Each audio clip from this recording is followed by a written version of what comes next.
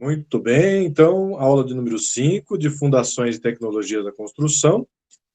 Hoje, nós já vamos começar a entrar nas fundações propriamente ditas, né? E nós vamos falar sobre as fundações rasas, né? Aquelas fundações que não exigem uma profundidade muito grande, porque a estrutura não exige, assim, né? Da fundação, tá? Deixa eu só aumentar aqui, beleza.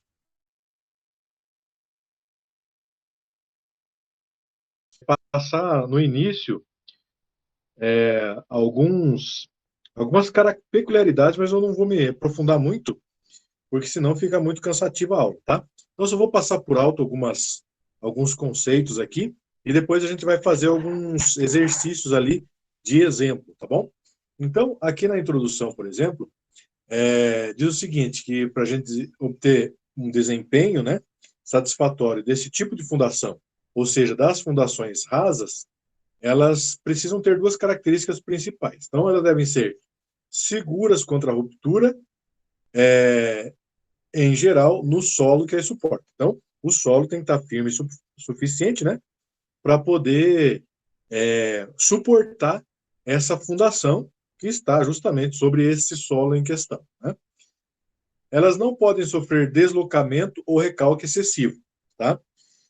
Não pode se deslocar sobre esse solo, e também o recalque normalmente vai ter um pouquinho de recalque, né? Mas o recalque ele não pode ser excessivo a ponto de comprometer essa fundação ou o restante da estrutura. O termo excessivo é relativo, pois o grau de recalque é permitido. É o que eu acabei de falar para vocês aqui, né? Então, a carga por área específica da fundação, em que ocorre a ruptura por cisalhamento do solo, é chamada de capacidade de carga final, né? Ok. Então, aqui a gente já tem alguns exemplos no conceito geral, quando a gente fala dessas fundações mais rasas, né? Então, vamos considerar aqui, por exemplo, uma sapata contínua, tá? Mais à frente a gente detalha melhor esses tipos de fundação. Mas a sapata contínua, né, é aquela sapata que ela tem tem um grau de uma longitudinal dela, né? O comprimento dela é grande, tá? Com uma largura B, repousando sobre a superfície de uma areia densa ou de um solo coesivo qualquer, rígido, né? Então, essa largura aqui, ó, da sapata, não o comprimento, tá? A largura da sapata. Essa largura aqui, ó, é chamada de B, tá bom? Sempre a gente vai chamar ela de B. Bom, agora, se uma carga foi gradualmente aplicada sobre essa fundação, o recalque aumentará. A variação de carga por área específica na fundação, que, com o recalque da fundação, também é mostrado aqui na figura. Então, tem várias coisas aqui nessa figura para a gente considerar. Primeiro, nós consideramos aqui o B, né, que é a largura da, da, da sapata, no caso dessa sapata contínua, né? Deixa eu ver aqui, ó, letra essa primeira aqui, ó, que corresponde à figura letra A, né? Seria a ruptura geral por cisalhamento, tá? Onde a gente tem aqui a sapata, essa parte um pouquinho mais cinza ali, né? E todo o resto corresponde ao solo, tá? E já está feito aqui a subdivisão de considerações que a gente tem que fazer no caso dessa sapata aí, né? Aqui nós temos a superfície de ruptura do solo, tá? Então, depois a gente vai detalhar um pouquinho melhor isso daqui. Depois a letra B seria a ruptura local por cisalhamento, que é essa daqui de baixo, né? Ruptura local por cisalhamento. Então, veja que aqui já tem uma superfície da ruptura do solo, né? Igual a letra A, só que ela tem já algumas características do solo aqui que ele já está começando a romper, né? E a ruptura por cisalhamento por punção, que seria essa figura C, tá? Então, perceba que aqui no solo, a gente já tem ruptura aqui, né? Dessa superfície, tá?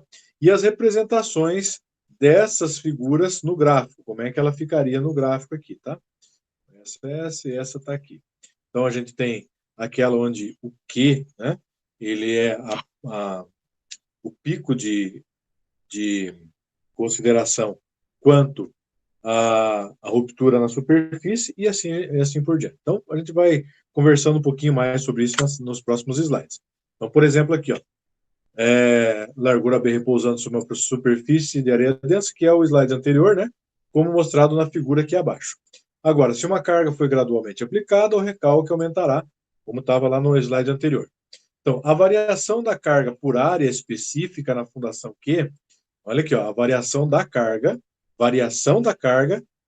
por área específica, que é chamado de Q. Olha aqui, ó. Carga por área, tá?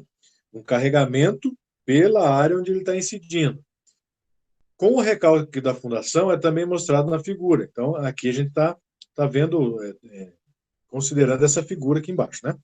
Em determinado ponto, quando a carga por área específica é igual a QU, que é este ponto aqui, ó, ou seja, a ruptura súbita no solo que suporta a fundação ocorrerá.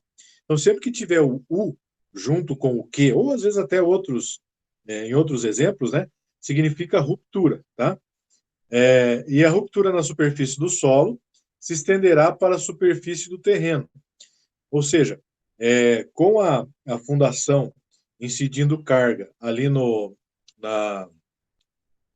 solo, né, em determinado momento, essa carga vai fazer com que o solo se rompa e ele encontre aqui a maior carga de incidência na ruptura. Por isso QU, né? Bom, essa carga por área específica, ou seja, o QU, carga por área específica, tá? Normalmente é conhecido como capacidade de carga final da fundação. Ou seja, se eu imaginar que em cima ali da fundação eu tenho uma carga X, né? No caso aqui, vamos chamar de QU, né? Seria essa carga máxima que a fundação suporta. Por isso, capacidade de carga final da fundação, tá? Porque uma carga maior do que isso, vai ocasionar ruptura no solo, tá?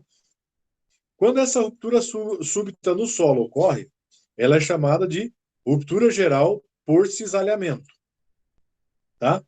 Porque o solo ele vai sofrer realmente um cisalhamento, né? Se a fundação em questão repousa em areia ou solo argiloso de compactação média, como nessa figura aqui, né? Que é a figura B, no caso, um aumento de carga na fundação também será acompanhado por um aumento do recalque. Então, quanto maior a carga, maior o recalque do solo vai acontecer, maior a ruptura desse solo, né? Entretanto, nesse caso, a superfície de ruptura do solo gradualmente se estenderá para fora da fundação, como mostrado nas linhas sólidas da figura. Então, o solo, né, que está se rompendo, ele vai sair, né? Ele vai se estender para fora da fundação, certo? É isso que está dizendo ali. Bom, quando a carga por área específica da fundação, QU, né? 1, essa aqui agora. O movimento da fundação será acompanhado por solavancos repentinos, né? Então, ela vai rompendo a partir de solavancos. Então, um movimento considerável da fundação é necessário para a ruptura da superfície do solo estender-se à superfície do terreno, como está mostrando aqui nessa figura, e eu já comentei ali atrás com vocês, que são essas linhas tracejadas, né, que fazem com que ela suba o solo, fazendo com que ele se estenda por fora da fundação. A carga por área específica em que isso ocorre é a carga e suporte final QU. Está aqui, ó, carga QU. Além desse ponto, um aumento de carga será acompanhado por um grande aumento no recalque da fundação, né? Essa carga máxima QU, obviamente, ela vai ser acompanhada pelo recalque, né? Porque seria a carga máxima que a fundação suporta. A carga por área específica da fundação QU1 é chamada de primeira carga de ruptura, que é esta primeira carga de ruptura aqui, né? A QU1. E a QU seria a carga máxima, né? Observe que o valor de pico de Q não é realizado nesse tipo de ruptura, que é chamado de ruptura local por cisalhamento no solo, tá? A ruptura 1 ali, né? Bom, se a fundação for suportada por um solo muito fofo, o gráfico carga-recalque será como mostrado nessa figura aqui de baixo, tá? Ou seja, nesse caso, a ruptura da superfície do solo não se estenderá para a superfície do terreno. Veja como que fica aqui, ó. O terreno ele fica com sua formação original, né? Sem sofrer uma diferença, né? De volume inicial. Além da carga de ruptura final QU, o gráfico carga-recalque, aqui, ó, carga por área, recalque, será íngreme, que é o que está acontecendo aqui, né? E praticamente linear. Esse tipo de ruptura do solo é chamado de ruptura por cisalhamento por punção, né? Que é característico desse tipo de solo, né? Solo mais fofo. Bom, o VESIC realizou testes, né, laboratoriais de suporte de carga em placas circulares e retangulares suportadas por areia em várias densidades relativas de compactação. Então, isso aqui é a densidade relativa de compactação, é o D gama, né? D gama. As variações que correspondem a isso daqui, ó, QU1 dividido por meio de gama B, que lembre que B é a largura, né, da fundação, e QU, que seria a ruptura final, de meio de gama B, obtidas com esses testes, onde B é o diâmetro de uma placa circular, né? No caso aqui, como ele fez com placas, né? Então, o B corresponde ao diâmetro ou a largura da placa, né? E o gama é o peso específico do saco de areia. Mais à frente ali, nos exemplos, a gente vai chamar de gama o peso específico do solo, tá? No caso aqui, como ele utilizou areia, então o gama corresponde ao peso específico da areia, tá? É importante observar que nessa figura, que para DY é maior que cerca de 70%, né? Ou seja, a densidade de compactação, o tipo de ruptura geral por cisalhamento ocorre no solo. Com base nos resultados experimentais que ele teve, né, propôs um relacionamento para o modo de ruptura da capacidade de suporte das fundações que repousam em areia. Então, a figura mostra essa relação que envolve a rotação. Então, o D gama corresponde à densidade relativa da areia e o DF a profundidade média a partir da superfície do terreno. Então, aqui a gente tem o B, né, sendo igual a 2BL dividido por BL, onde o B é a largura da fundação, que nós já vimos ali atrás, e o L é o comprimento da fundação. Lembre que nós estamos falando aqui de fundação rasa, né? No caso nosso aqui, de sapatas contínuas, né? Aquelas sapatas mais compridas, né? Observação, L sempre é maior que B. Claro, porque se eu estou falando de sapata contínua, o L tem que ser maior que o B. Ela não é uma sapata quadrada, né? É uma sapata contínua. Para fundações quadradas, que o B é igual a L, né? Para fundações circulares, B é igual a L, diâmetro, portanto, B' igual a B. Seriam outros casos daí, tá? Nós estamos falando aqui de sapatas contínuas. Bom, a variação de Q1 e de QU para placas circulares retangulares de superfície da areia, corresponde aqui a esse gráfico. Eu não vou detalhar porque vai gerar muito tempo aí, tá? Mas aqui a gente está falando de cisalhamento geral, né? De cisalhamento por punção, que é aquele caso de terreno mais fofo. Então, depois dá para dar uma olhada aqui. A figura mostra os recalques SU, essa figura aqui, dos recalques ocasionados no solo, né?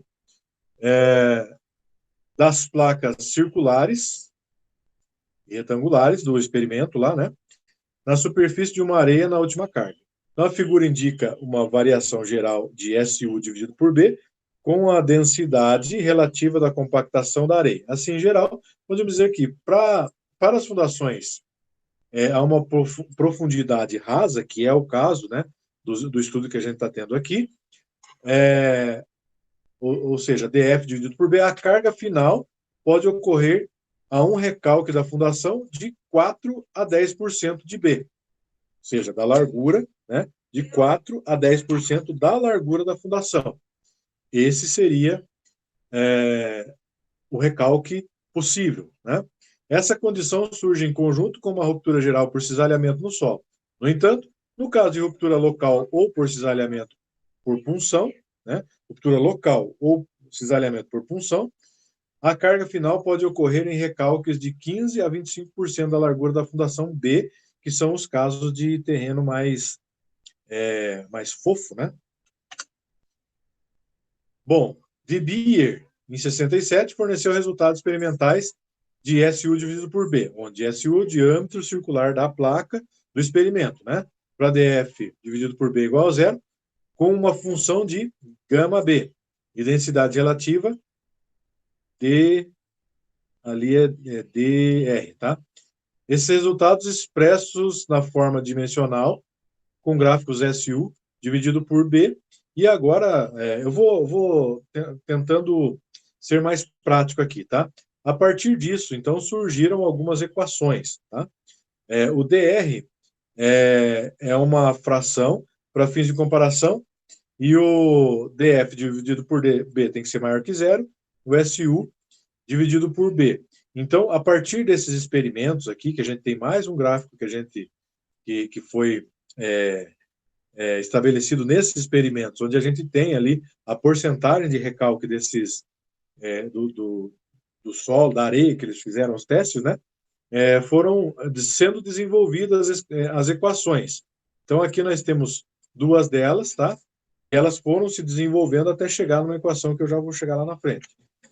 Então, a teoria da capacidade de carga de Terzagh. Esse daqui, agora a gente começa já a amadurecer esse conceito para chegar no conceito final, que é o cálculo que a gente vai levar em consideração.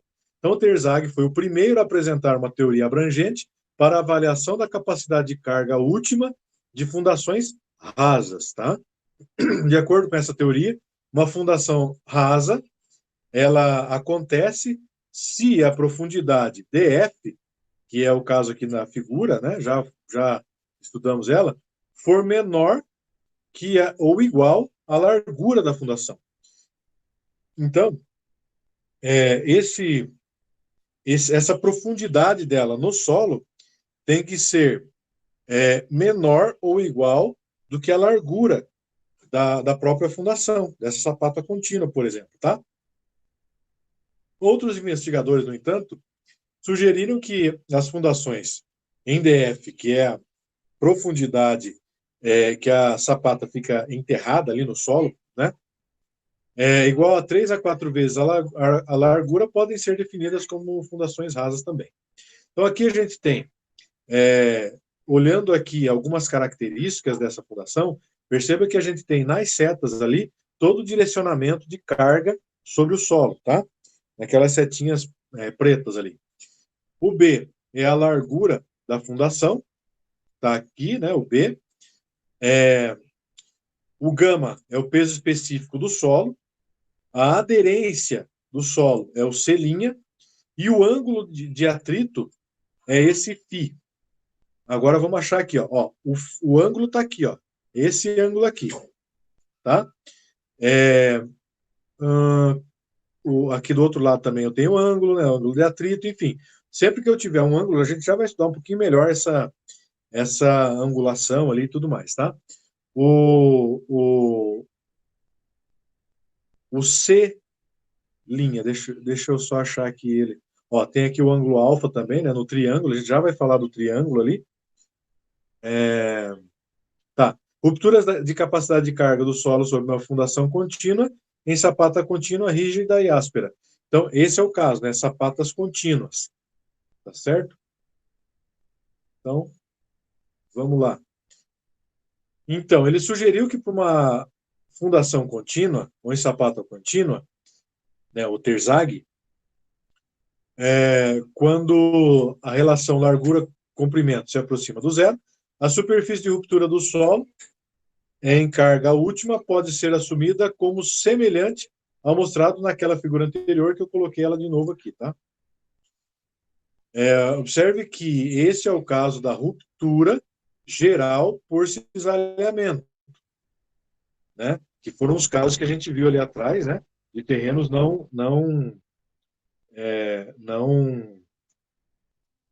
muito moles, né? O efeito do solo acima da parte inferior da base também pode ser considerado como sendo um substituto por uma sobrecarga equivalente, que é igual a gama, onde o gama é o peso específico do solo. Sempre a gente vai entendendo essas nomenclaturas. A zona de ruptura sob a fundação pode ser separada em três partes. A gente já vai ver as três partes ali na frente. Então, aqui eu repeti os desenhos, né, para a gente poder comparar um com o outro, tá?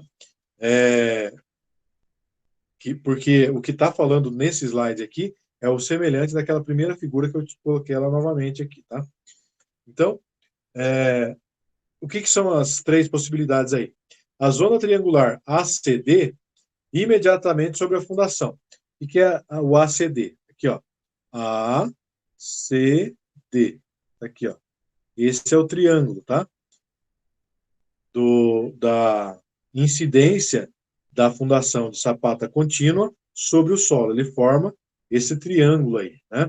As zonas de cisalhamento ADF e CDE. Então, o ADF está aqui, ó. ADF, tá? Então, essa outra parte aqui, ADF. Com as curvas DE e DF, aqui DE e DF, sendo arcos de um espiral logarítmico. Ou seja, a fundação ela faz com que eu tenha uma incidência triangular de cisalhamento e depois essa incidência em forma de espiral, que faz com que tenha um gradiente ali de carregamento, né? Embaixo da fundação, tá? Duas zonas passivas de Rankine A, FH e CEG. Então, deixa eu ver aqui, vou pegar o CEG. Então, mais esse triângulo aqui, que seria, né, o complemento aí de toda a característica de incidência da carga sobre a fundação. Supõe-se, sobre a fundação não, sobre o solo, né? Supõe-se que os ângulos CAD e ACD sejam iguais, tá? Ao ângulo do atrito no solo, o φ, né? Observe que com a substituição do solo acima da fundação, do fundo da fundação por uma sobrecarga equivalente, que a resistência de salhamento do solo ao longo das superfícies de ruptura GI e HI foi negligenciada. Então, não levamos isso em consideração. Bom, a capacidade de carga última, ou seja, o QU, lembram lá do QU ali atrás? A capacidade máxima de carga, né, da fundação, agora pode ser obtida considerando o equilíbrio da cunha triangular ACD, mostrado na figura. Então, essa cunha triangular, né, eu extraí ela daqui e aqui a gente tem um detalhamento melhor dela, tá? Isso é mostrado numa escala maior na figura ao lado, que é essa daqui, né? Se a carga por área específica QU é aplicada, carga por área específica QU. Tá vendo a carga aqui, ó? QU, né? Seria a carga que está incidindo da própria fundação sobre o solo. É aplicada à fundação, ocorre a ruptura geral por cisalhamento, tá? Que são essas considerações de toda essa figura aqui, ó, inicial, tá?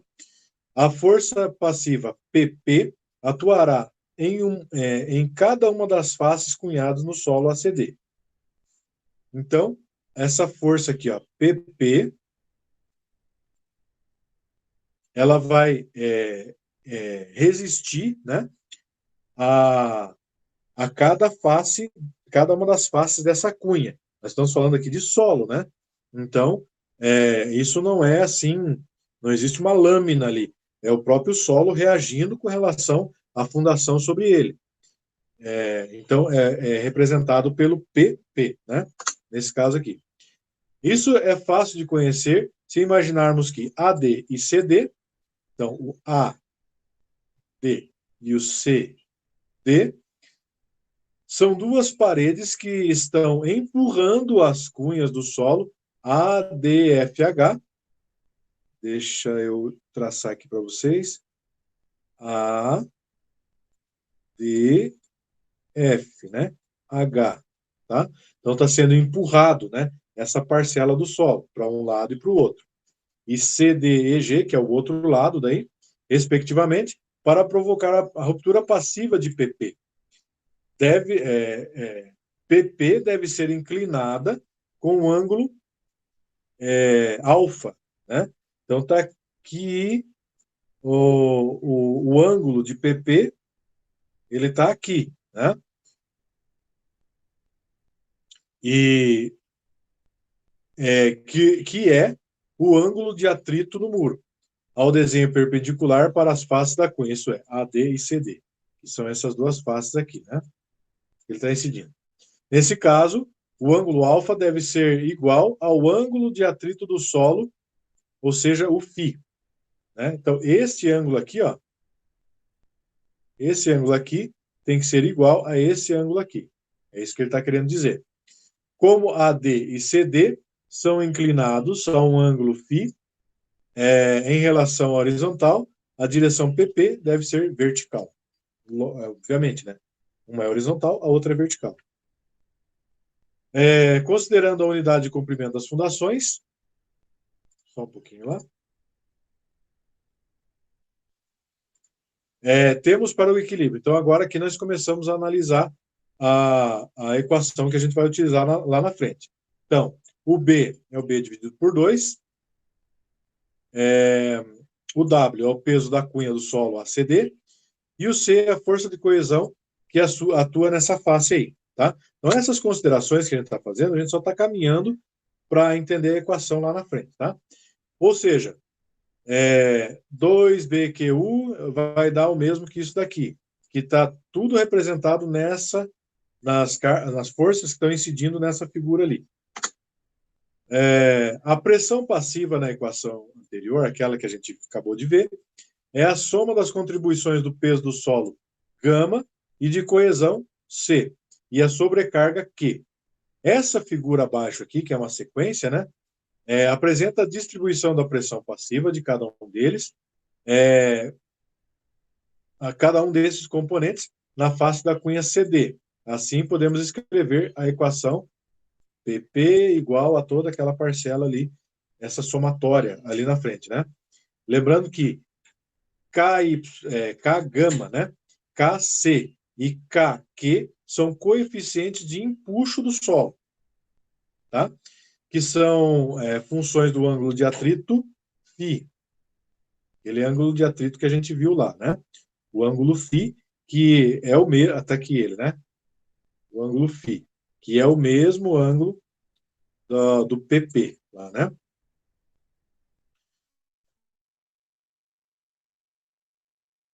Bom, a distribuição da força passiva na face da cunha CD, essa daqui, o A, contribuição do peso do solo gama, contribuição de coesão, C', contribuição da sobrecarga, Q.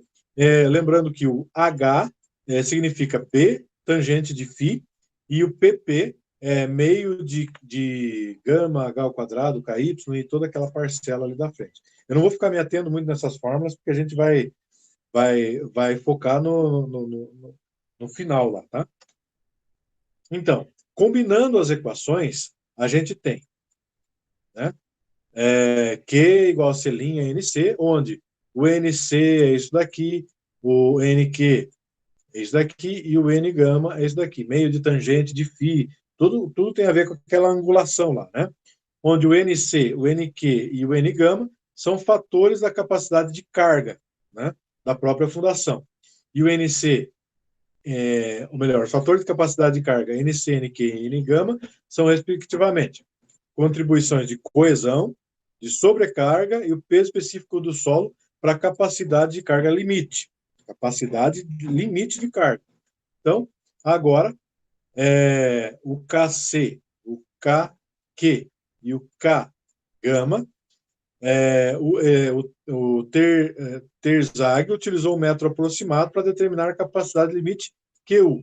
Então, a aproximação, ela se deu nessa pequena equação, onde QU é igual a QQ, que é igual a QN e QNU, onde o NQ é igual a essa parcela de equação. Não se preocupem que essas equações aqui, elas vão gerar a partir de tabelamento também, uns valores mais à frente ali, tá? Então, se o gama é igual a zero, né, o solo sem peso, também tem essa outra parcela da equação, onde NQ é igual a tudo aquilo dali, né? E se o C' é igual a zero, sobrecarga, tudo mais, então o QU é igual a Q gama, que é de meio de gama B, e N gama. A grandeza N gama, para diversos valores de φ, é determinada por tentativa e erro. Ou seja, você estimando ali o valor, né? As variações dos fatores de capacidade de carga definidos pelas equações abaixo são dadas na tabela à frente ali. Então, essas três equações são equações que a gente já viu ali atrás. Então, também não vou me ater muito. Para estimar a capacidade de carga limite de fundação quadradas circulares, a equação abaixo pode ser, respectivamente, modificada para esta parcela e também modificada agora, sim, nós chegamos a equações que nós vamos utilizar, onde QU é igual a 1,3 de C' vezes NC mais Q vezes NQ, mais 0,4 de gama B de N gama. Essa aqui é a função quadrada, tá? Nós temos também a modificação. Deixa eu ver. Tá. Nós temos aqui a modificação dessa outra aqui, nós temos essas duas equações aqui. A QU como função quadrada e como função circular, dependendo do tipo da fundação, né? Na equação função quadrada, B é igual à dimensão de cada lado da fundação. Na equação circular, B é igual ao diâmetro da fundação. Então, depende do formato, né? Então, se for quadrado, o formato, eu utilizo essa primeira equação. Se for circular, eu utilizo essa segunda equação. Posteriormente, as equações da capacidade de carga de Terzag foram modificadas para levar em consideração os efeitos da forma da fundação de B sobre L, né? Da largura pelo comprimento da fundação, falando de sapata contínua, né? São aquelas sapatas mais compridas, né? A profundidade do engastamento DF e a inclinação da carga. Então, a partir disso, foi feito um tabelamento, né? E aqui ficou pequenininho, mas acredito, eu já exportei essa tabela para vocês, e essa tabela, ela vai estar lá no LMS. Se não, vocês têm aqui a tabela para consultar nos slides também, vão ficar disponíveis para vocês, tá? Então, aqui nós temos toda a consideração da tabela, onde o ângulo de φ, ele vai de 0 graus até 50 graus, tá? Lembram o ângulo de φ qual é lá, né? Significa aquele ângulo da cunha triangular, que debaixo da sapata, Lembrando que aquilo ali é uma parede formada pelo próprio solo, né? Onde a sapata é apoiada sobre ele. E nós temos os valores aqui de NC, NQ e BN gama, tá? A tabela ela é dividida em duas partes aqui. Aqui é a primeira parte vai de 0 até 25, né? Até 25 aqui embaixo. E a segunda parte de 26 até 50, tá? Muito bem. Já encerrando a parte teórica disso daqui, para a gente ir para a parte prática, falar um pouquinho sobre o fator de segurança. Bom, calcular a capacidade de carga admissível total de fundações rasas requer uma aplicação de fator de segurança, ou FS, tá?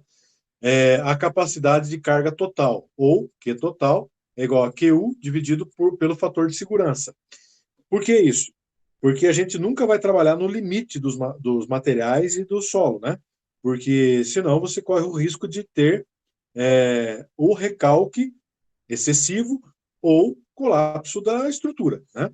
Entretanto, na prática, alguns engenheiros preferem usar o fator de segurança de modo que o acréscimo da tensão do solo é igual à capacidade de carga limite dividido pelo fator de segurança, tá?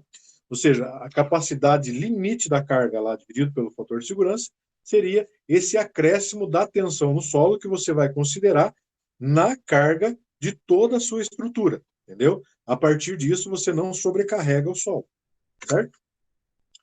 A capacidade da carga limite líquida é definida como a tensão limite por unidade de área. A fundação pode ser suportada pelo solo. Em excesso, a pressão de terra existente no nível da fundação. Se a diferença entre o peso específico do concreto utilizado na fundação e o peso específico do solo circundado for suposta como insignificante, então o Q líquido, né, é igual a QU menos Q, onde o Q líquido é a capacidade de carga limite e o Q é o gama dividido por DF. Portanto, nós temos mais essa equaçãozinha aqui para poder considerar no fator de segurança. Então, esse fator de segurança, conforme definido pela equação acima, deve ser pelo menos 3 em todos os casos, certo? Então, no mínimo 3 o fator de segurança. Exemplo. Vamos lá para 2 exemplos agora. Uma fundação quadrada de 2 por 2. Tá? Essa é a fundação, 2 por 2. O solo que suporta a fundação tem um ângulo de atrito de φ igual a 25 graus. Aquele ângulo de atrito lá, né, da cunha, é de 25 graus. E coesão do solo C igual a 20 kN por metro quadrado. Está dando todos os valores que a gente precisa aqui. O peso específico do solo é gama 16,5, puxa, isquei bem em cima aqui, quilonewtons por metro cúbico. Então, o que é para fazer agora? Determinar a carga total admissível na fundação, com um fator de segurança de 3, ou seja, o fator mínimo de segurança. Suponha que a profundidade da fundação, DF, é de 1,5 metros e que a ruptura geral por cisalhamento geral ocorre no solo. Tá? Então, temos todos esses elementos aí. Tá? O que acontece aqui agora? Nós temos essa equação, que é aquela equação para a fundação quadrada, né? Tá? Então, QU igual a 0,3 de C' NC, esses valores foram dados ali, né? Bom, e também com base na tabela, os fatores de capacidade de carga de Terzag. Então, nós temos que voltar lá na tabela, porque ele disse o seguinte aqui, né? Que o φ, ele tem 25 graus. Então, voltando na tabela aqui, ó, 25 graus me diz o seguinte, que eu tenho aqui, ó, considerar toda essa parte de baixo aqui, ó. Ou seja, 25 graus, né? Porque aqui está o φ, né? Aqui está a coluna do φ, corresponde a um NC de 25,13, a um NQ de 12,72 e um NB gama de 8,34. Então, eu já coloquei aqui os valores. Ó, 25,13, 12,72 e 8,34, tá? De NB, ou de BN gama, né? Tá? Bom, agora basta a gente aplicar, né?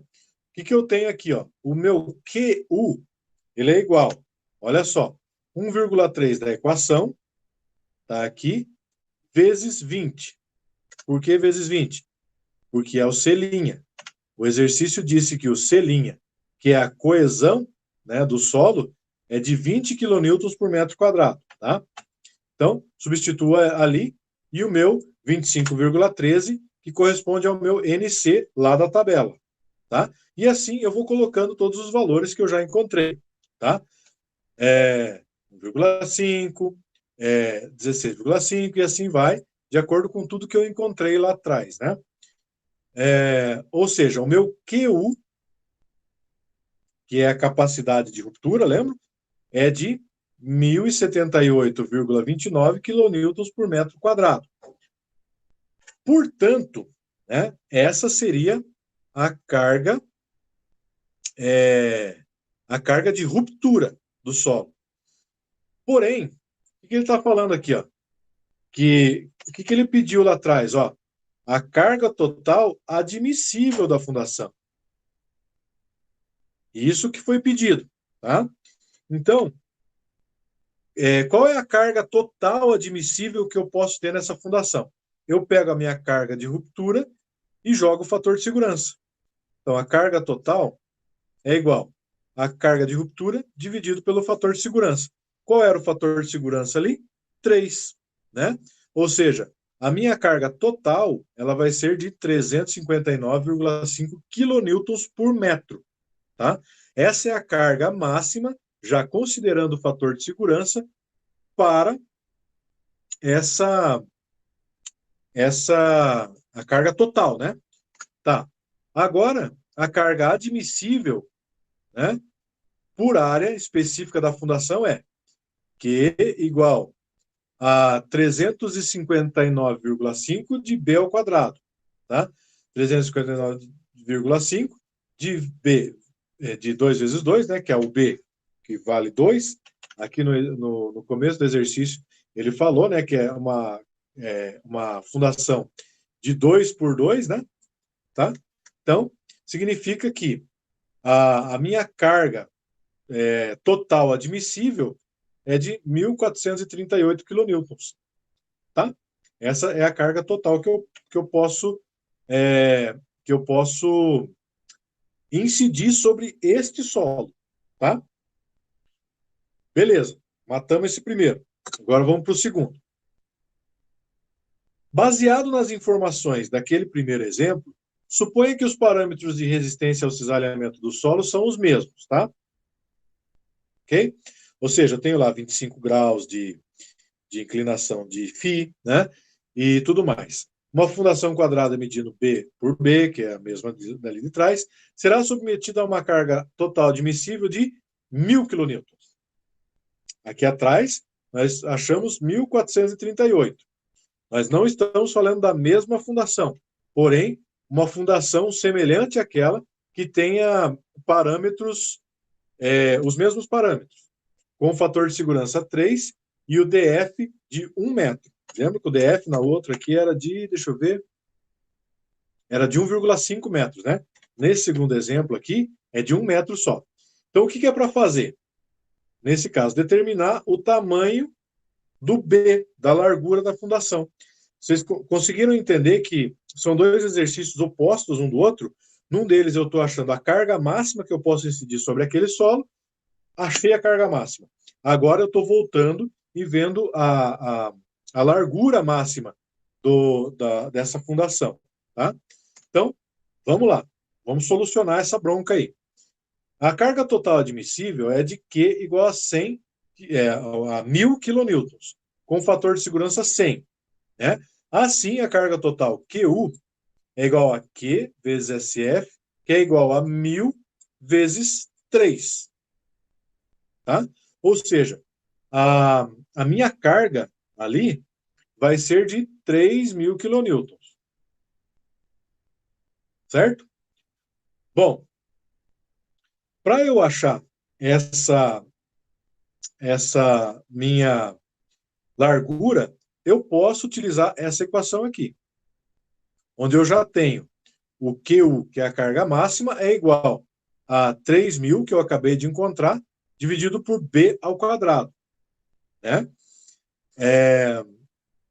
Lembrando que o B é o que eu quero encontrar, que é a largura da base, a largura da minha sapata, né? Então, utilizamos a equação, que U é igual a 1,3, aquela mesma equação ali de trás, né? Seria aquela para bases quadradas, né? Da mesma forma, Q é igual a gama DF, que é igual a 16,5, que foi dado lá atrás, vezes 1 de 1 metro, que é a altura, né? De DF, aqui no exercício, ó, DF é igual a 1, tá? Eu vou ter uma carga de 16,5 kN por metro. Lembrando que o gama é o peso específico do solo. Eu coloquei do ladinho ali para não esquecer. Bom, pela tabela, a 25 graus, né? Eu tenho o NC, o NQ e o N gama com aqueles valores ali, que nós achamos agora há pouco aqui, ó, na tabela. Quer ver? Aqui, ó, na tabela, né? Tá aqui embaixo, ó, os valores, tudo ali. Beleza? Tá. Então, jogando agora nessa fórmula todos esses valores aqui, eu tenho isso daqui, tá? Eu já coloquei ali tudo, né? Os valores, tá? E o resultado vem agora no próximo slide, onde eu tenho um QU igual a 836,26 mais 55,04 de B. Essa é a minha carga. Agora, perceba que nos dois exemplos nós tivemos aqui, ó, o QU ficou ainda com o B como incógnita. Opa! E aqui, ó. Oxe, peraí.